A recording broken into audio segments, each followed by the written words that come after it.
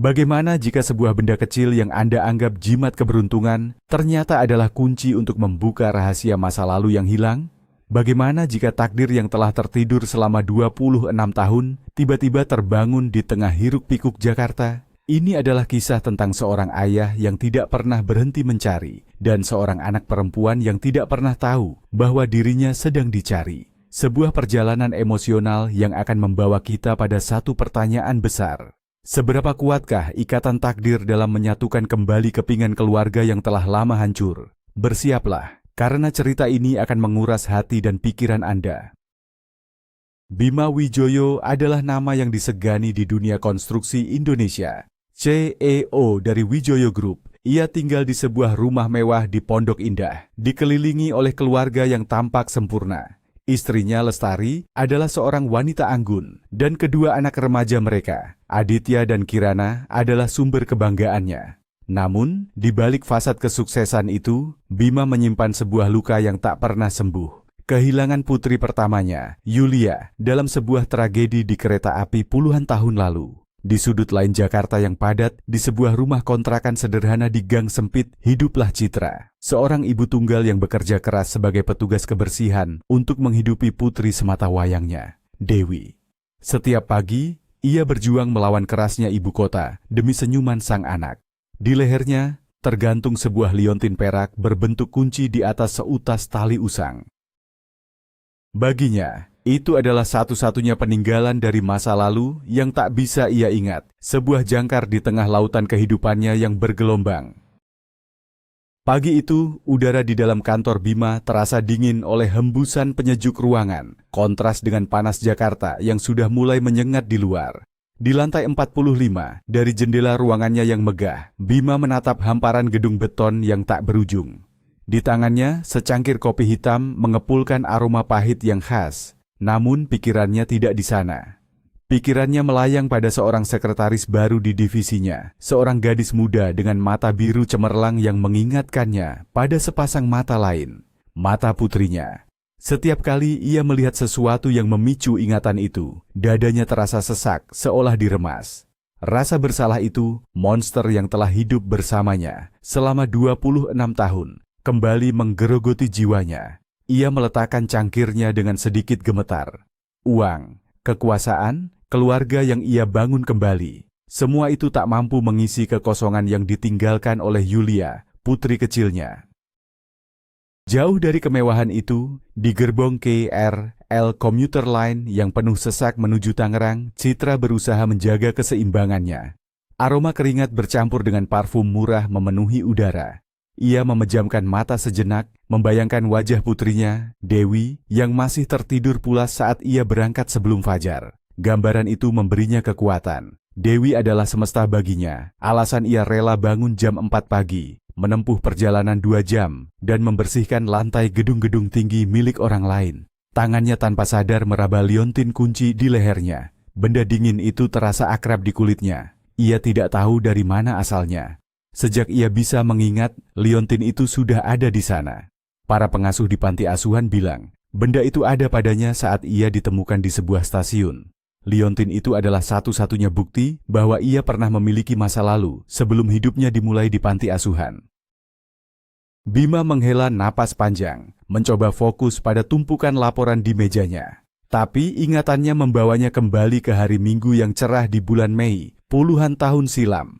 Saat itu ia hanyalah Bima, seorang teknisi pabrik sederhana yang tinggal di Bekasi. Ia dan istri pertamanya, Kartika, memutuskan untuk membawa Yulia kecil ke sebuah taman di pusat kota. Yulia, dengan rambut ikal dan mata biru warisan dari neneknya, melompat-lompat kegirangan. "Ayah, kita naik kereta!" Serunya dengan suara melengking yang selalu membuat Bima tersenyum.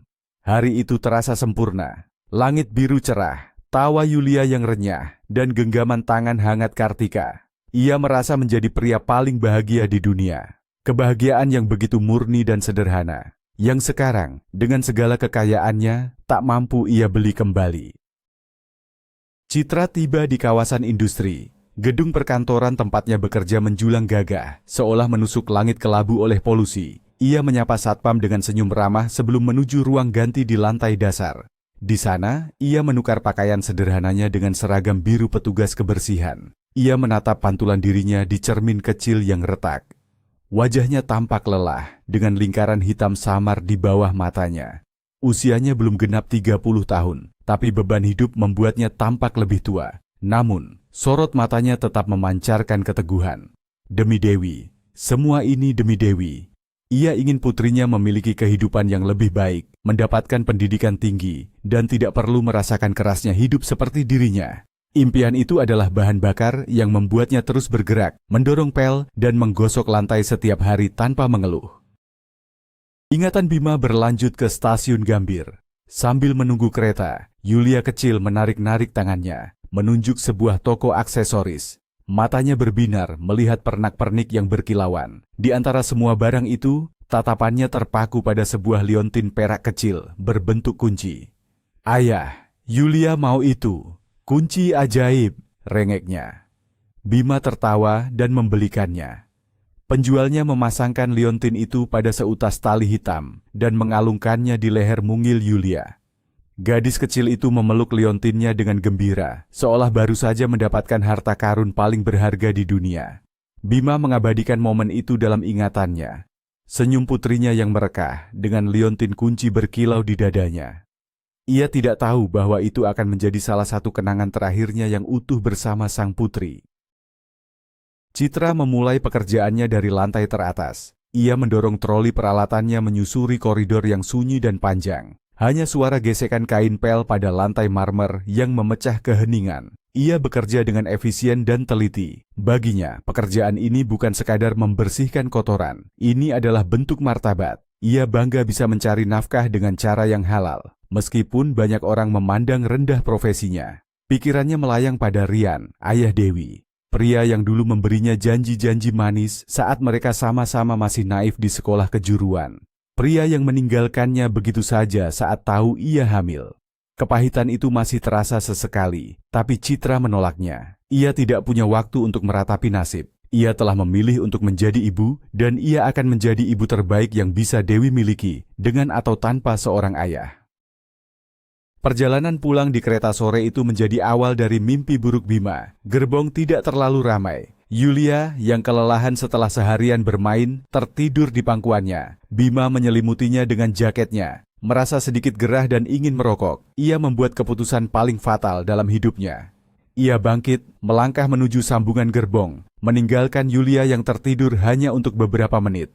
Angin dari jendela terbuka menerpa wajahnya saat ia menyalakan sebatang rokok. Tiba-tiba 3 pemuda dengan penampilan urakan dan tatapan mata kosong menghampirinya. Mereka adalah jenis preman yang sering ia lihat di sekitar stasiun.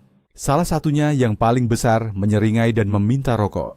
Bima yang ingin menghindari masalah, memberikan beberapa batang. Tapi ia tahu, itu tidak akan cukup. "Dompetnya bagus, Mas," kata pemuda itu, matanya menunjuk saku celana Bima. "Bagi-bagi rezekilah."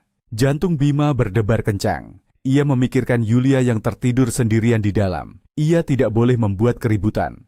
"Saya tidak punya banyak uang," jawab Bima setenang mungkin. Tapi ketenangan itu dianggap sebagai kelemahan. Tanpa peringatan, sebuah pukulan keras mendarat di rahangnya. Bima terhuyung, kepalanya pening. Naluri untuk melawan mengambil alih. Ia membalas pukulan itu, mengenai salah satu dari mereka. Namun ia kalah jumlah. 2 pemuda lainnya mengeroyoknya. Pukulan dan tendangan menghujani tubuhnya. Ia merasakan sakit yang tajam di kepala, di perut, di punggung.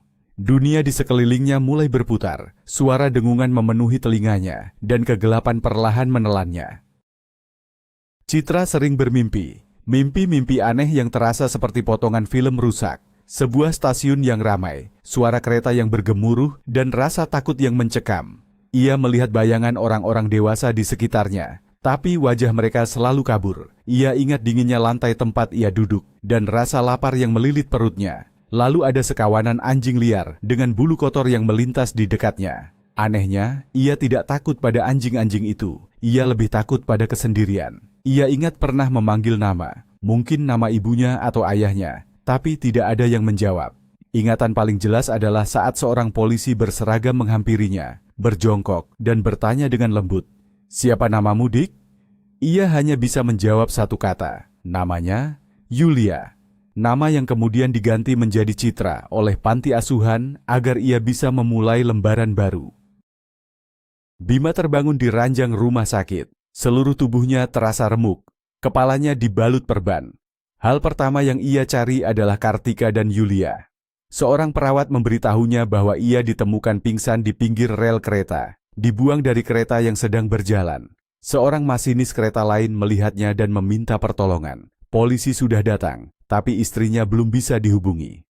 Kepanikan menjalari Bima. "Anak saya, di mana anak saya?"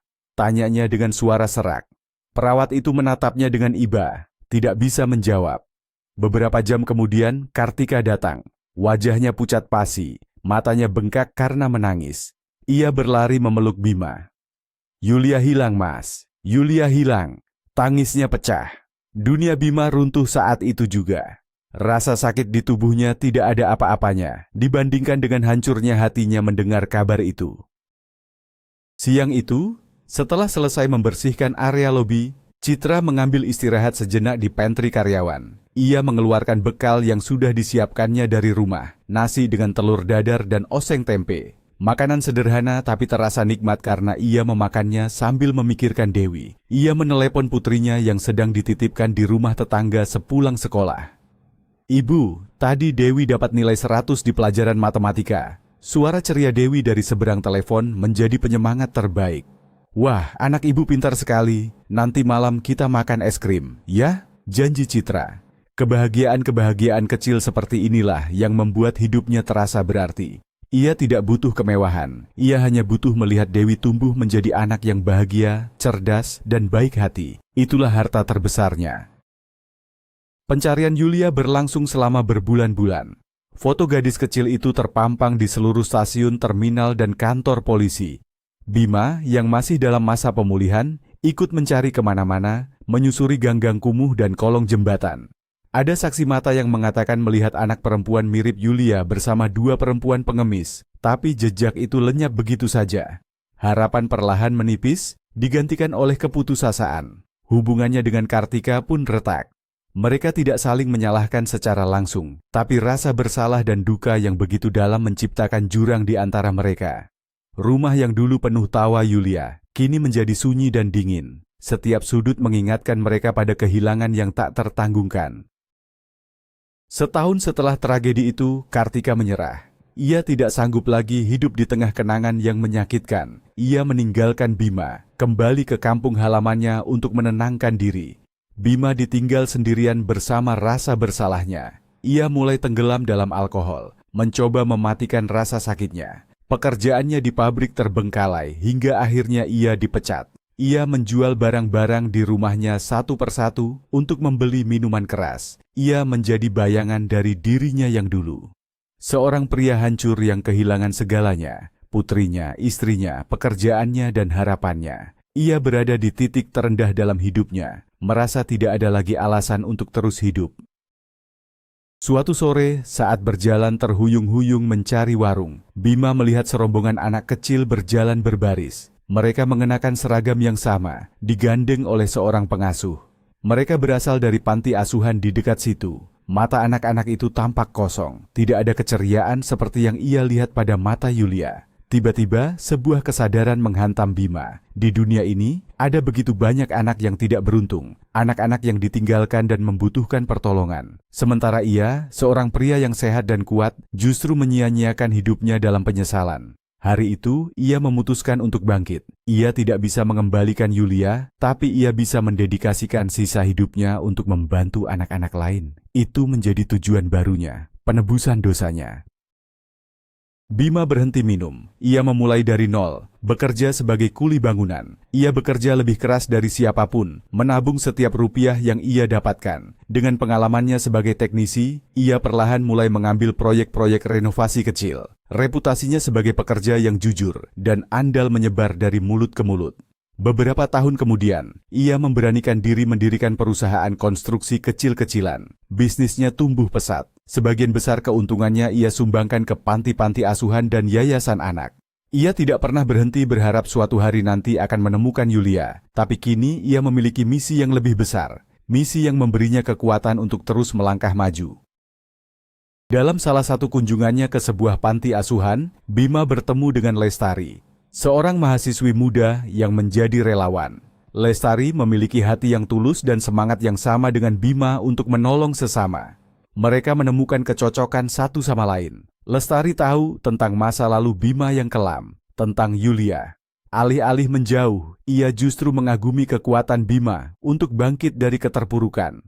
Lestari adalah cahaya yang masuk ke dalam kehidupan Bima yang gelap.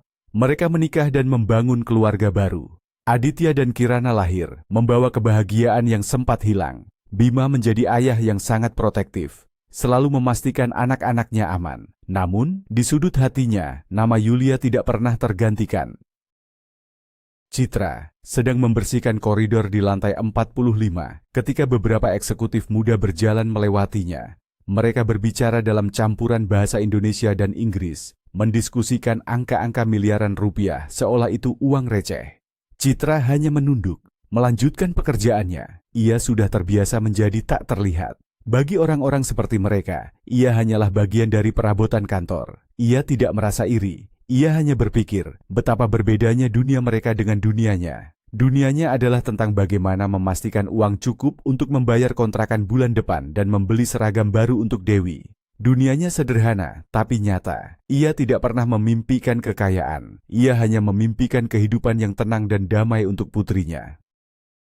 Menjelang sore, Bima harus menghadiri rapat di luar kantor. Ia berjalan keluar dari ruangannya dengan tergesa-gesa. Saat melewati lobi lift, ia melihat seorang petugas kebersihan sedang mengepel lantai. Ia tidak terlalu memperhatikan, hanya sedikit melambatkan langkahnya agar tidak terpeleset di lantai yang basah. Petugas kebersihan itu, seorang wanita muda dengan rambut pirang yang beberapa helainya keluar dari balik penutup kepala, dengan sigap menyingkirkan embernya agar Bima bisa lewat. "Hati-hati, Pak. Licin," katanya dengan suara pelan dan sopan. Bima hanya mengangguk singkat, sebuah gestur yang biasa ia lakukan pada karyawan level bawah. Ia sudah hampir melewatinya saat sesuatu menarik perhatiannya. Sesuatu yang berkilau, sesuatu yang menggantung di leher wanita itu. Sebuah liontin perak, berbentuk kunci. Jantung Bima seolah berhenti berdetak. Dunia di sekelilingnya mendadak senyap. Suara pendingin ruangan, dering telepon di kejauhan, semua lenyap. Yang ada hanya suara detak jantungnya sendiri yang bergemuruh di telinga. Liontin itu, bentuknya begitu akrab, desainnya yang sederhana namun khas. Ia tidak mungkin salah. Itu adalah liontin yang sama dengan yang ia belikan untuk Yulia di stasiun Gambir 26 tahun yang lalu. Waktu seakan berhenti, napasnya tercekat di tenggorokan. Ia berhenti melangkah, matanya terpaku pada benda kecil yang berkilau itu. Citra merasa aneh. Pria besar berjas mahal itu, yang ia tahu adalah pemilik perusahaan ini, berhenti dan menatapnya. Bukan menatap wajahnya, tapi lehernya. Tatapannya begitu tajam dan intens, membuatnya merasa tidak nyaman. Apa ada yang salah dengan seragamnya? Atau mungkin ia melakukan kesalahan? Ia menundukkan kepalanya, merasa sedikit takut. Keheningan yang canggung menyelimuti mereka. "Maaf, Pak, apa ada masalah?" tanyanya dengan suara bergetar. Bima tidak menjawab. Ia perlahan mengangkat tangannya yang gemetar, menunjuk ke arah liontin itu. Suaranya keluar serak, lebih seperti bisikan yang penuh kepedihan. "Liontin itu, di mana kamu mendapatkannya?" Pertanyaan itu membuat Citra bingung. Ia memegang liontinnya. Ini sudah saya miliki sejak kecil, Pak. Saya tidak tahu asalnya." Jawabnya jujur. Bima melangkah lebih dekat. Ia menatap wajah wanita itu dengan saksama untuk pertama kalinya. Mata biru yang sedikit sayu karena lelah. Dan, ya Tuhan, sebuah tahi lalat kecil di atas bibir kirinya. Tahi lalat yang sama persis seperti miliknya. Seperti yang dimiliki Yulia. "Siapa namamu?" tanya Bima. Suaranya kini bergetar hebat, dipenuhi oleh emosi yang meluap-luap. "Citra, Pak. Nama saya Citra," jawabnya, semakin bingung dan takut dengan reaksi atasannya yang aneh. Bima menggelengkan kepalanya perlahan. "Tidak, namamu bukan Citra. Namamu Yulia." Di dalam ruang kantor Bima yang mewah, Citra duduk di sofa empuk, masih gemetar.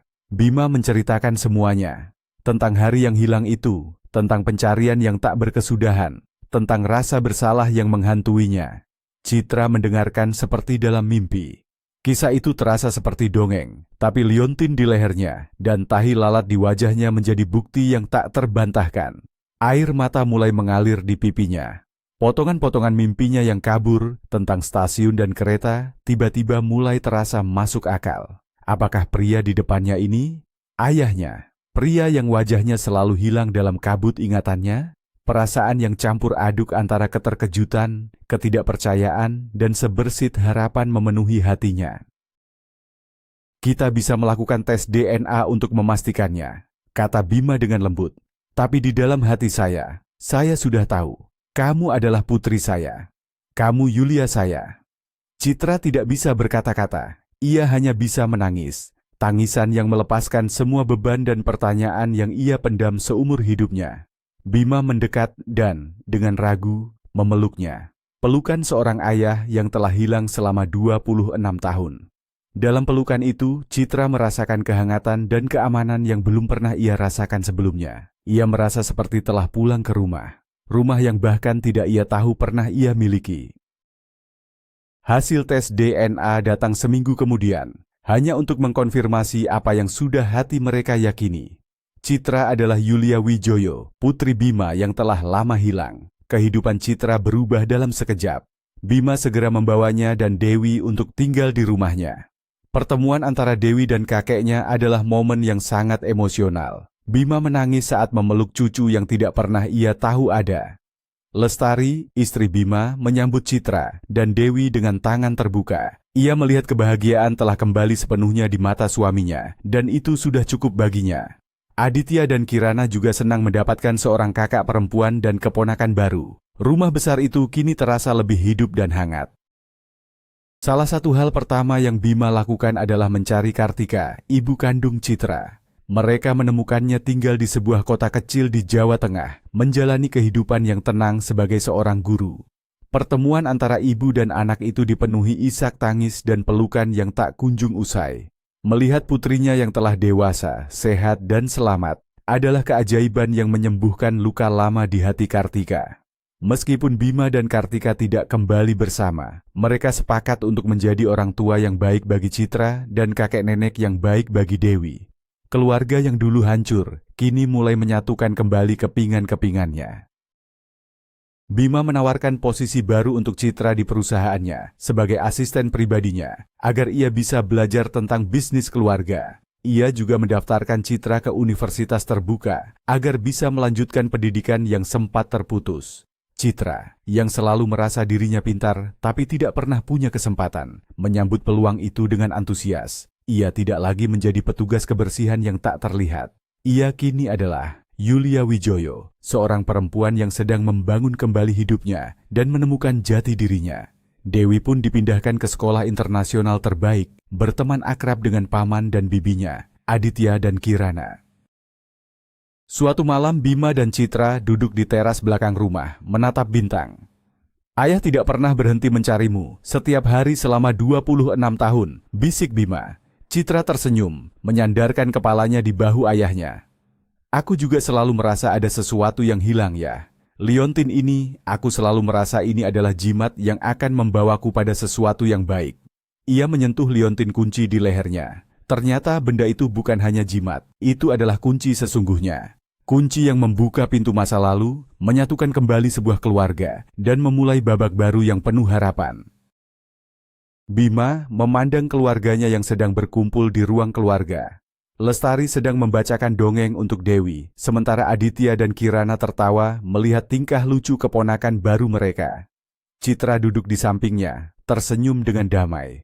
Rasa bersalah yang selama ini membebani pundaknya akhirnya terangkat. Ia tidak bisa mengubah masa lalu, tapi ia diberi kesempatan kedua untuk menebusnya di masa depan. Ia sadar bahwa kekayaan sejatinya bukanlah gedung-gedung tinggi yang ia bangun, melainkan tawa dan kehangatan keluarga yang kini lengkap mengelilinginya. Ia telah menemukan kembali hartanya yang paling berharga. Kisah mereka menjadi pengingat bahwa keajaiban bisa terjadi di tempat yang paling tak terduga. Di sebuah koridor kantor yang sepi, takdir bekerja dengan cara yang misterius. Sebuah liontin sederhana menjadi saksi bisu dari ikatan yang tak bisa diputuskan oleh waktu, jarak, maupun tragedi. Kisah tentang seorang ayah yang tak pernah menyerah pada harapan, dan seorang anak perempuan yang ketegarannya membawanya kembali ke pelukan keluarga. Perjalanan mereka masih panjang, banyak waktu yang hilang untuk dikejar, banyak kenangan baru untuk diciptakan. Tapi sekarang, mereka akan melewatinya bersama-sama, sebagai satu keluarga yang utuh. Malam itu, sebelum tidur, Dewi bertanya pada Citra, "Ibu, jadi sekarang nama Ibu Yulia?" Citra tersenyum dan mengelus rambut putrinya. "Ibu punya dua nama, sayang. Citra adalah nama yang membuat ibu kuat untuk membesarkanmu, dan Yulia adalah nama yang membawa ibu pulang." Ia menatap pantulan dirinya di cermin. Ia bukan lagi hanya Citra, si petugas kebersihan, bukan juga Yulia yang hilang. Ia adalah keduanya. Seorang perempuan yang dibentuk oleh kesulitan dan disembuhkan oleh cinta. Ia akhirnya menemukan tempatnya di dunia, tidak hanya sebagai seorang ibu, tapi juga sebagai seorang anak perempuan. Dan untuk pertama kalinya dalam hidupnya, ia merasa lengkap dan utuh. Dan begitulah, sebuah liontin kunci sederhana menjadi penanda akhir dari pencarian selama puluhan tahun dan awal dari sebuah kebahagiaan baru. Pria yang mengira telah kehilangan segalanya, akhirnya menemukan kembali kepingan hatinya yang paling berharga di tempat yang paling tidak ia duga. Dan wanita yang tumbuh tanpa mengetahui akarnya, akhirnya menemukan sebuah keluarga yang mencintainya tanpa syarat.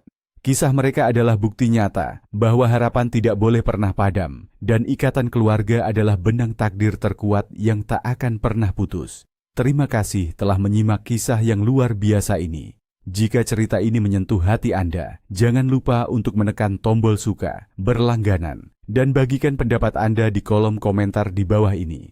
Menurut Anda, apakah takdir benar-benar ada? Apa yang akan Anda lakukan jika berada di posisi Bima atau Citra? Bagikan pemikiran Anda, kami senang membacanya.